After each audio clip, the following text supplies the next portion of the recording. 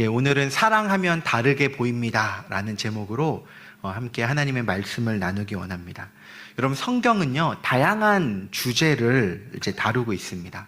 하나님 나라의 관점에서 또 구속사적인 관점에서 다양한 주제와 각도로 이제 성경을 우리가 바라보고 해석할 수가 있습니다. 그런데 이 성경 전체의 주제를 하나로 압축하고 압축하면 나오는 그 엑기스가 있는데, 그 엑기스가 뭐냐면은 바로 사랑 이야기라고 할 수가 있습니다.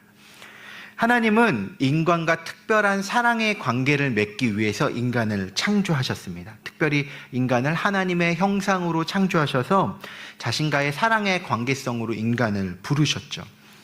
비록 인간이 하나님의 명령을 어기고 죄를 범함으로 하나님과의 관계가 단절되어졌지만, 하나님은 자신이 직접 우리를 위해서 이 땅에 오심을 통해서 자기의 생명을 희생하심으로 우리를 사랑하심을 증명해 주셨고, 그렇게 우리를 구원하신 이후에도 계속적으로 우리를 하나님과의 친밀한 사랑의 관계로 지금도 부르고 계시는 중에 있습니다. 여러분, 우리가 죽으면 어디에 가죠? 천국에 갑니다. 천국에 가면 우리가 뭐 할까요? 천국에 다들 소망하실 텐데, 천국에 가면은 우리가 하는 게 특별한 게 아닙니다. 하나님 찬양하고 하나님 예배하고, 다시 말하면 하나님과의 사랑의 관계를 누리는 일을 하는 곳이 천국인 것입니다. 여러분, 우리가 하나님께서 우리에게 율법을 주셨어요. 근데 그 율법도 가만히 살펴보면은 하나님과 사랑을 잘 나누기 위한 지침서입니다.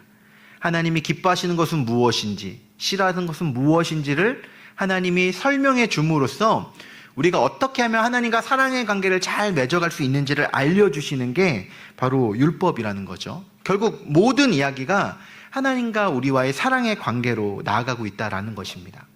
그렇기 때문에 사랑의 관계로 우리를 부르시는 하나님 앞에 우리가 성도라는 이름으로 섰다라는 것은 내가 지금 하나님과 어떠한 관계성을 누리고 있는지를 살펴보는 관점에서 우리를 돌아봐야 한다라는 것이죠. 하나님께서 우리에게 먼저 베풀어 주셨던 그 사랑의 반응에서 우리도 하나님을 깊이 있게 사랑하게 되면 그때부터 우리의 삶이 완전히 이전과는 달라지게 되는 것입니다. 다른 행동들이 나타나게 되는 것이죠. 여러분, 저희가 신앙생활을 하면서 그냥 교회를 다니고 막연하게 하나님에 대해서 알고 믿는 것과 하나님을 사랑해서 그 사랑 안에 깊게 거하면서 신앙생활을 하는 것은 완전히 다른 세상의 얘기라는 것입니다. 신앙생활을 오래 하고 있음에도 불구하고 여전히 내 안에는 계속 답답함과 우울함과 힘들고 지친 마음들이 잠깐이 아닌 오랜 세월 지속된다면 내가 정말 하나님과의 사랑의 관계를 제대로 누리고 있는지를 우리가 다시 한번 점검해 봐야 되는 것이죠. 그런 측면에서 우리가 정말 하나님을 사랑하는 일을 사모하고 힘쓰고 있는지를 우리가 함께 살펴보면 좋을 것 같습니다. 여러분, 하나님을 사랑하면 나타나게 되는 특징이 몇 가지가 있는데요. 대표적인 것 중에 하나가 뭐냐면 일단 행동이 달라진다라는 것입니다. 대표적으로 하나님의 사랑을 깊게 경험하면 다른 형제나 타인을 미워할 수가 없게 됩니다. 사랑 안에서 품게 되는 것이죠. 2장 9절 말씀 우리 한번 같이 읽어보겠습니다. 시작. 빛 가운데 있다 하면서 그 형제를 미워하는 자는 지금까지 어둠에 있는 자요. 빛 가운데 있는 자, 그러니까 하나님을 사랑하고 그 사랑 안에 거하는 자는 정말 하나님과의 사랑의 관계성 속에 거하면서 누군가를 지속적으로 미워할 수 없게 된다라고 이야기를 하고 있습니다. 그러니까 여러분 지금 마음속에 예수님을 믿고 있잖아요, 다. 근데 내가 절대로 용서할 수 없고 용납할 수 없는, 미워할 수 없는 누군가가 계속적으로 있다면 어찌 보면 예수님과의 제대로 된 사랑의 관계를 누리고 있는 게 아닐 수도 있는 거예요. 누군가를 미워하는 마음이 잠깐이 아닌 오랜 시간 지속되면서 제가 주님을 사랑합니다, 주님을 기뻐합니다 라고 말한다면은 여러분 그것이 착각일 수도 있다라는 것이죠. 오늘 말씀은요, 형제를 미워하는 자는 어둠 안에 있는 자다라고 명확하게 이야기하고 있습니다. 우리 11절 말씀도 읽어보겠습니다. 그의 형제를 미워하는 자는 어둠에 있고 또 어둠에 행하며 갈 곳을 알지 못하나니 이는 그 어둠이 그의 눈을 멀게 하였습니다. 여러분, 우리가 누군가를 미워할 때 사실은 아무 이유 없이 미워하는 사람이 있겠습니까? 뭔가 이유가 있죠. 누군가를 미워할 때 그 사람이 나를 화나게 하고 짜증나게 하고 나에게 엄청난 상처를 주거나 혹은 그 사람의 이기적인 태도나 뭔가 어쨌든 원인과 근거들을 우리가 다 있을 것입니다. 그러니까 그 사람의 문제이기도 해요. 그 사람이 가지고 있는 문제이기도 한데, 오늘 본문은요, 그럼에도 불구하고 어떤 조건을 붙이고 있지 않다라는 거죠. 그 대상이 그런 미운 짓을 하기 때문에 미워하는 것이 정당화되지 않는다라는 뜻입니다. 성경은 분명하게 누군가를 미워하는 마음이 있다는 것은 어둠 속에 있다는 것이고 어둠의 눈이 멀어서 갈 곳을 잃어버린 것이다 라고 이야기하고 있다라는 거예요. 여러분, 조금 더 솔직하게 얘기를 하면은 사실 우리가 누군가를 미워할 때 그 근거가 매우 주관적인 경우일 때가 많이 있습니다. 같은 행동을 해도 내 안에 있는 자존심과 나의 상황과 여러 가지 전제들이 얽매이게 되면서 그 결합 가운데 그 대상에 대한 감정이 나타나게 되는 거죠.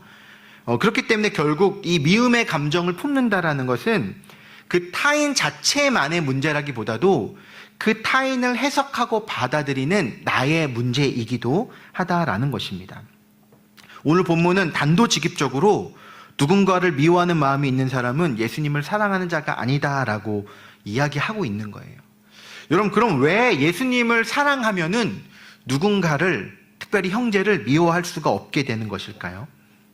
그 이유는 예수님께서 우리에게 베풀어 주신 그 커다란 사랑과 은혜를 경험하게 되는 순간, 내가 예수님께 지은 수많은 죄들이 용서받는 그 순간에 그 사랑과 은혜가 너무나 커서 다른 사람이 나에게 하는 것은 아무것도 아니게 되기 때문입니다. 저희가 성경에 보면 1만 달란트 빚진 자의 비유가 나오죠. 여러분, 1만 달란트를 오늘날의 시세로 환산하면 얼마인지 아십니까? 그 1달란트가 6천 데나리온이에요. 그리고 이 6천 데나리온은, 이 1데나리온은 노동자의 하루 품삯이거든요. 그러니까 보통 우리가 하루에 10만 원 정도를 번다라고 가정을 하고 환단을 해보면은 1만 달란트는 약 6조 정도가 됩니다. 말도 안 되는 엄청나게 큰 금액이죠. 6조라는 돈을 탕감받은 이 사람이 자기한테 100데나리온, 그러니까 어찌 보면 1,000만 원 정도 빚진 사람을 잡아가지고 너 왜 나한테 빚 안 갚아? 라고 하면서 이 사람을 감옥에 집어넣은 거예요.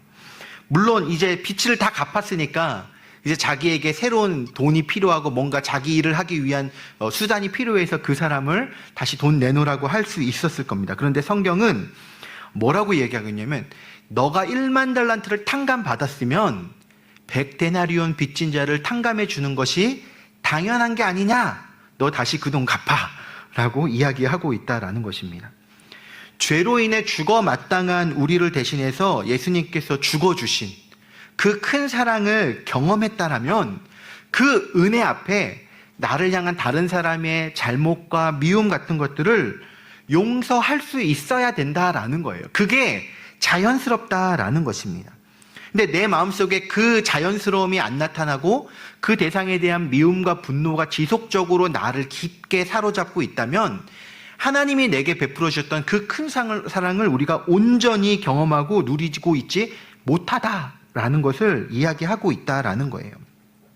부끄러운 이야기이기도 한데, 제가 21살 때입니다. 21살 때. 대학교 2학년 막 됐었을 때, 제가 그때 선교단체 안에서 좋아하는 자매가 있었어요. 마음속에 혼자 짝사랑을 하는 자매가 있었는데, 저는 좋아할 자유가 있고, 그 자매는 제 좋아함에 대해서 거절할 자유가 있는 것이죠. 그건 뭐 나쁜 게 아닙니다. 그런데 제가 이제 마음을 갖고 있다가 그 자매한테 고백을 했어요. 내가 너 좋아한다. 교제하고 싶다.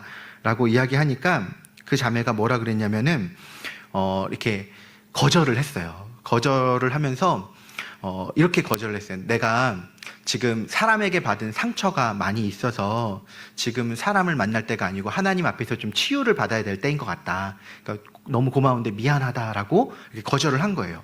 너무나 뭐 사실 그거에 대해서 제가 뭐라고 할 게 없잖아요.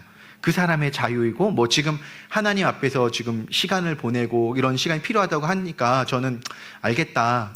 내가 너 잘 치유받을 수 있게 기도하겠다라고 이야기하고 잘 마무리가 됐어요. 근데 문제는 뭐냐면은 그런 상황이 벌어지고 일주일 뒤에 그 자매가 공동체 안에 있는 다른 형제한테 고백해서 사귄 거예요. 여러분, 이거 말이 됩니까? 제가 누군가를 미워하는 성격이 아니거든요. 제가 태어나서 처음으로 사람을 미워했던 적이 그때입니다. 차라리 당신은 내가 마음에 안 들어요.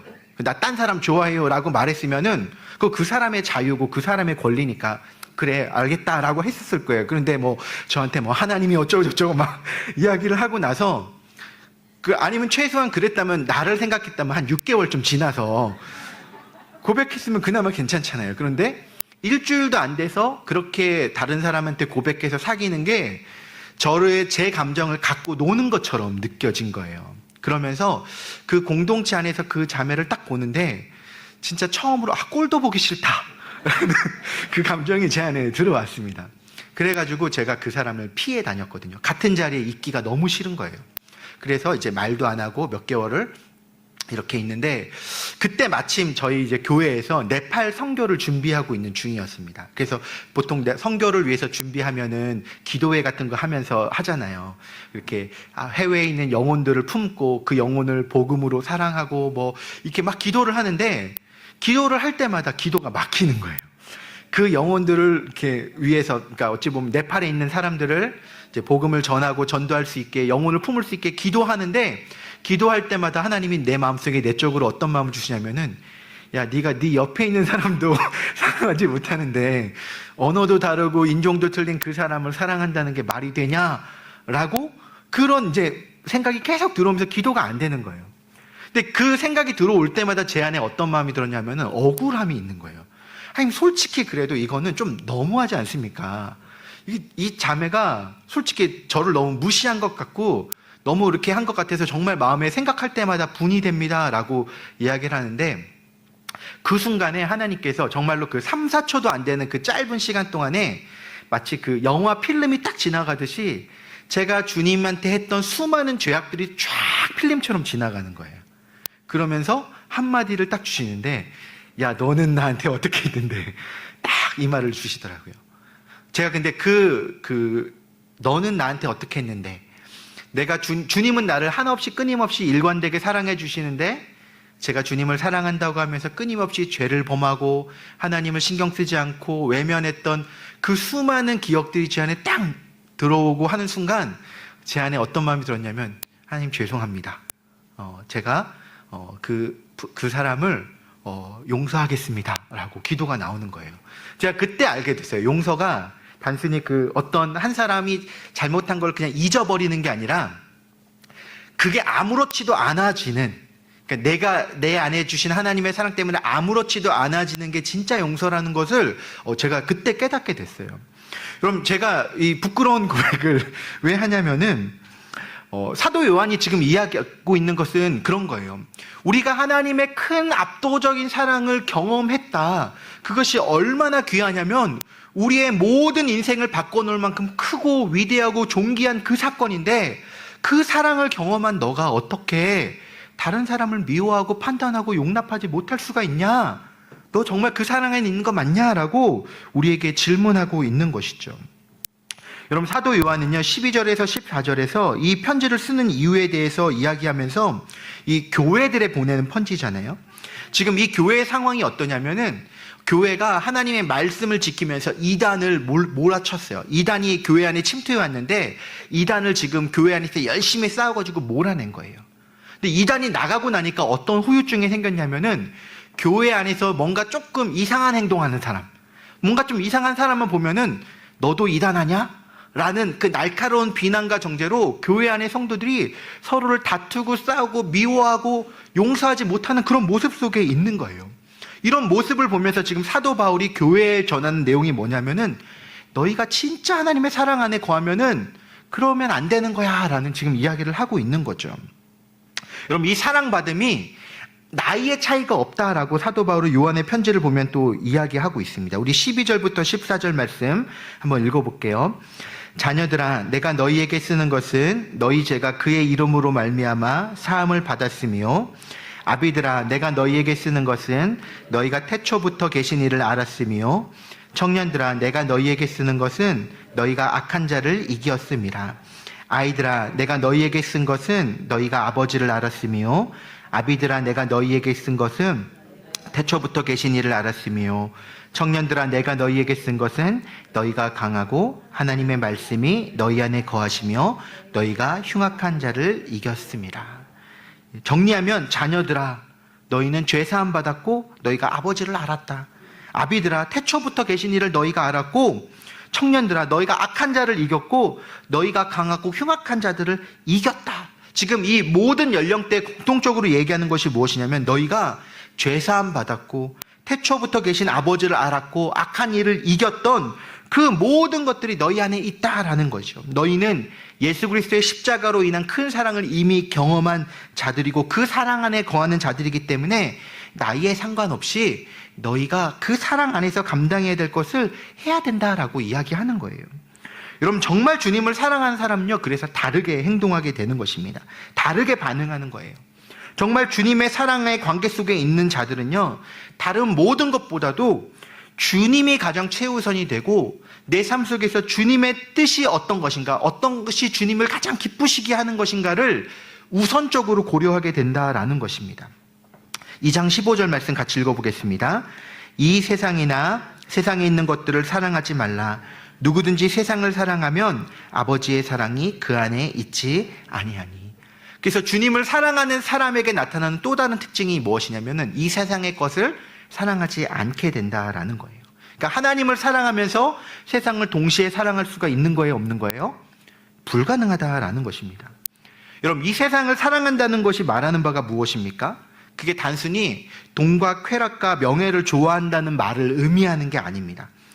조금 더 정확하게 이야기하면 무엇이 나를 움직이고 있는가라는 질문이에요. 주도권에 관한 것입니다.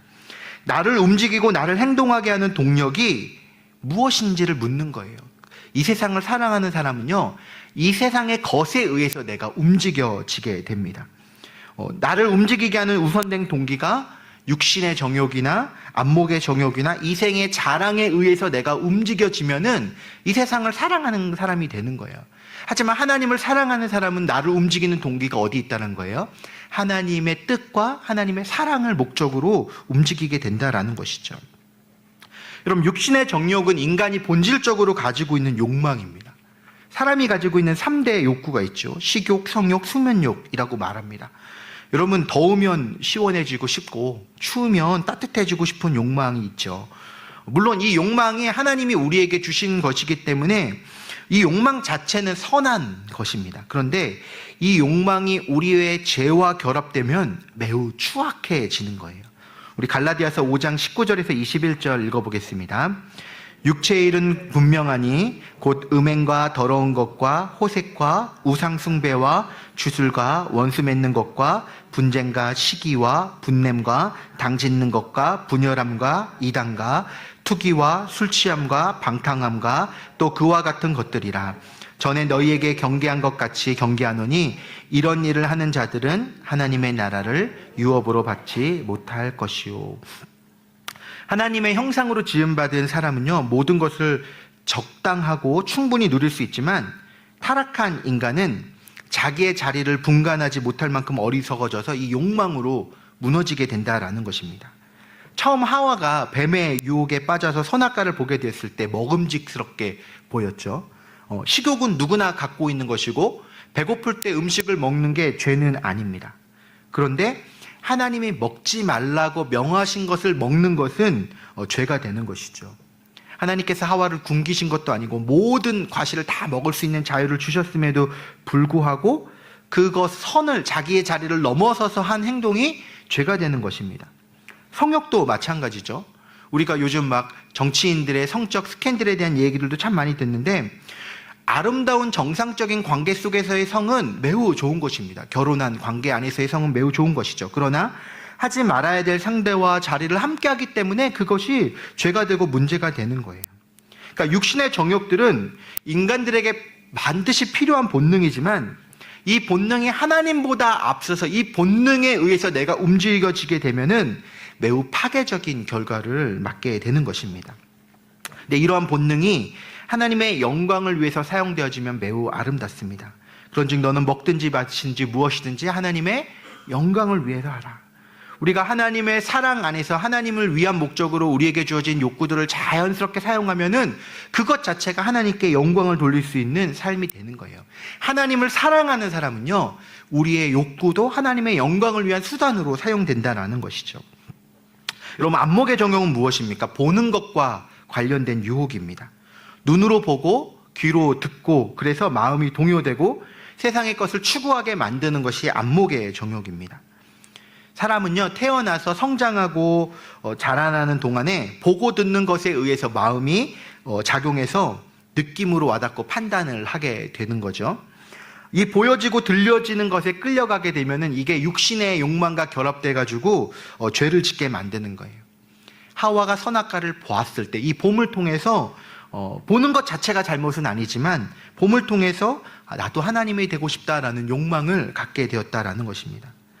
예수님이 지나가는 여인을 보고 음욕을 품은 자마다 이미 간음했다라고 하셨는데, 보는 것 자체는 문제가 되지 않지만 봄을 통해서 내 마음에 잘못된 욕망으로 이끌려지기 때문에 그것이 이미 죄가 된다라고 이야기하시는 거예요. 그래서 우리는 무엇을 보고 무엇을 듣는가 하는 것도 우리에게 매우 중요한 주제입니다. 하나님의 말씀이 들리는 자리, 하나님의 은혜와 하나님의 앞에 기도하는 자리, 하나님 앞에 서는 자리에 우리가 있을 때 그 보고 듣는 것에 영향받아서 더욱 하나님을 사랑하는 삶이 되는 거예요. 그런데 그런 자리가 아닌 세상의 것들로부터 영향받고 세상의 것들로부터 들려지는 자리만을 추구하는 삶은요, 정말 하나님을 사랑하는 삶의 자리라고 볼 수가 없다라는 것이죠. 이 생의 자랑은 무엇입니까? 현실의 모든 쾌락을 쫓아서 자신을 드러내기 위한 자기 자랑하려는 속성을 가지고 있는 게 이 생의 자랑입니다. 다른 말로 하면은 자기 영광이라고 볼 수가 있어요. 이 생의 자랑은 두 가지 측면으로 생각해 볼 수가 있는데, 하나는 내 안에서 내가 하나님처럼 높아지고 싶다라는 욕망입니다. 다른 사람들보다 내가 내 삶의 주인이 되고 내가 결정하고 판단하는 대로 내가 마치 하나님처럼 되고 싶어라는 욕망이기도 하고요. 또 다른 측면은 나를 제외한 다른 사람들을 낮추어 보는 그런 것을 의미합니다. 우리는 끊임없이 영향력을 드러내고 싶어 하고 내가 중요하고 소중한 존재라는 것을 인정받고 싶어 합니다. 그래서 다른 사람이 나보다 높아지는 것을 우리가 잘 받아들이지 못할 때도 많이 있어요. 물질의 부유함을 통해서, 자신의 학벌을 통해서, 또한 내가 가진 재능들을 통해서 나 자신을 돋보이고 크게 보이고 싶은 욕망이 나를 움직인다면 우리가 이런 이생의 자랑에 우리가 휩쓸리고 있는 것이죠. 이러한 이생의 자랑은 결국 하나님께 돌려야 될 영광을 자기 스스로 취하려는 움직임이라고 볼 수 있습니다. 여러분, 이런 이생의 자랑을 추구하는 사람들이 보여주는 대표적인 행동 중에 하나가 무엇이냐면 바로 외식이라는 거예요. 예수님은 바리새인들과 서기관들의 외식에 대해서 특별히 많이 지적하셨죠.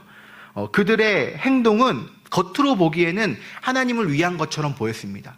열심히 기도하고 금식하고, 근데 그 마음의 목적은 무엇이었습니까? 사람들로부터 인정받고 칭찬받고 내가 좀 더 경건한 사람이다, 더 위대하고 훌륭한 사람이라는 것을 증명받고 싶은 목적에서 그 일들을 행하기 때문에 예수님은 너희의 그런 모든 행동이 하나님 앞에서 다 거짓이 된다라고 이야기하고 있는 거예요.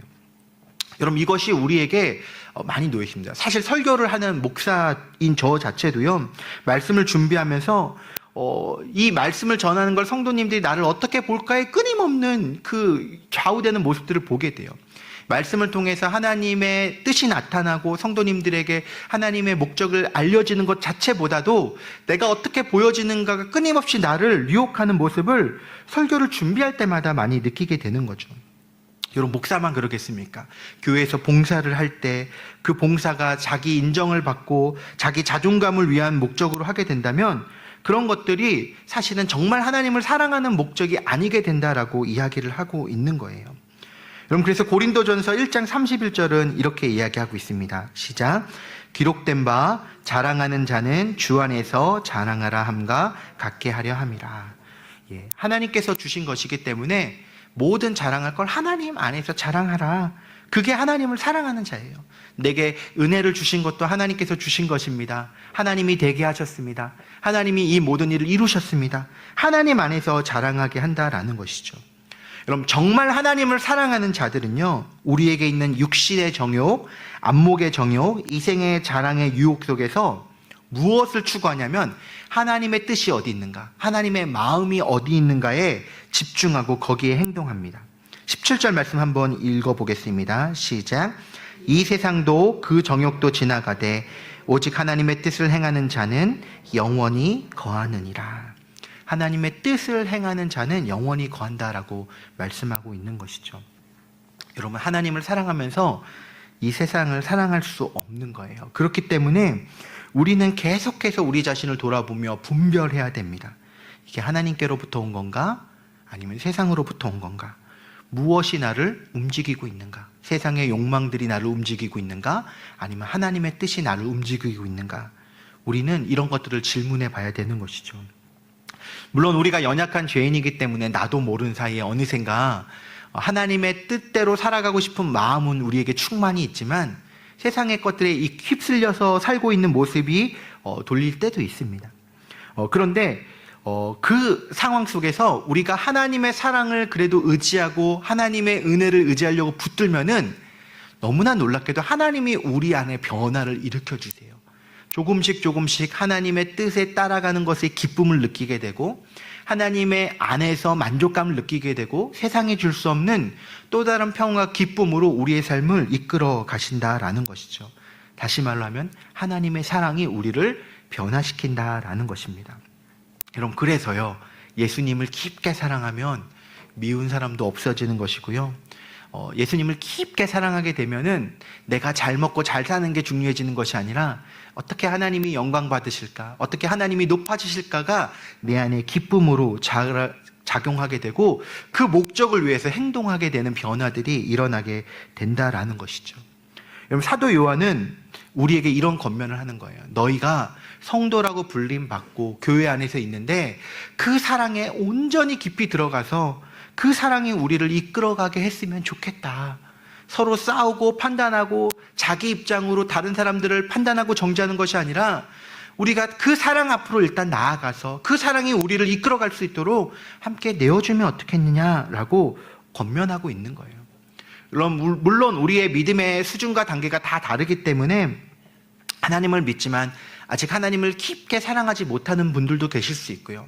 머리로는 이해되어지지만 가슴으로 감정적으로 그 하나님의 사랑이 와닿는 것이 아직 힘드신 분들도 계실 수 있습니다. 그러나 우리가 마음의 문을 열고 하나님 앞에 기도하며 하나님의 사랑을 깨닫게 해주십시오. 그 사랑 안에 내가 나아가길 원하오니 주님 나를 붙들어 주십시오라고 하나님께 맡기고 나아가면은 하나님께서 우리의 마음에 찾아오셔서 나도 모르는 사이에 어느샌가 우리를 바꾸시고 변화시켜 가시는 것이죠. 우리는 연약해서 반복적으로 넘어지고 쓰러지지만 어느샌가 그 주님의 사랑이 우리를 붙잡아서 강건케 하고 회복시키고 치유하고, 그래서 결과적으로 보면 주님과의 더 깊은 사랑으로 이끌어 가게 되는 거예요. 여러분, 우리가 다음 주에 선일 행복축제를 준비하고 있습니다. 사실 거창한 행사를 얘기하지만 저희가 하려는 일은 딱 한 개예요. 하나님을 알지 못하는 사람들에게 초청을 해서 그분들에게 주님의 사랑이 어떠하다, 주님이 우리에게 어떠한 사랑을 베풀어 주셨다를 전하려고 하는 거예요. 사실 전하고 나서 그 사람의 마음이 열려서 주님께로 돌아오실 수도 있고 아직 반응이 없으실 수도 있을 거예요. 하지만 우리는 하나님께 해주신 그 사랑 앞으로 그 영혼을 초청하고 인도해 가는 그 일들을 함께 몸부림치면은 그 사랑이 우리를 변화시켰듯이 그 사람도 변화시킬 것을 믿는 믿음으로 우리가 이 일을 행하는 것이죠. 말씀을 마무리하겠습니다. 여러분, 그래서 사랑하면은 하나님의 사랑 안에 깊게 거하면 변화가 일어납니다. 다르게 보여지고요. 세상의 것이 아닌 하나님의 뜻과 기쁨이 우리의 삶의 중심이 되어지고 하나님의 안타까움, 하나님의 마음으로 우리가 세상을 바라볼 수 있게 됩니다. 여러분, 우리가 그 하나님의 사랑 안으로 더 깊이 들어가는 우리 한 사람 한 사람이 되었으면 좋겠습니다.